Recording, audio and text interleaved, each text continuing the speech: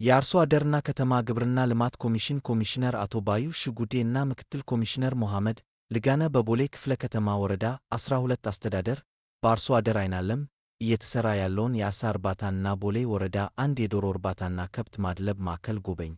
ኮሚሽነሩ ከቦሌ ክፍለ ከተማ አስተዳደር ዋና ሥራ አስፈጻሚ ዶክተር እሸቱ ለማ ጋር በመሆን ባደረጉት ጉብኝት የዓሣ እርባታው የሥራ ዕድል በመፍጠር እንዲሁም የምግብ ፍጆታን በማሟላት በኩል ከፍተኛ ሚና እንደሚጫወት ኮሚሽነሩ ገልጸው የወረዳውና የክፍለ ከተማው አስተዳደር አርሶ አደርና ከተማ ግብርና ገቢ ኃላፊዎችና ድጋፍ ለሚያደርጉ ባለሙያዎች ድጋፋቸውን አጠናክረው እንዲቀጥሉ አሳስበዋል።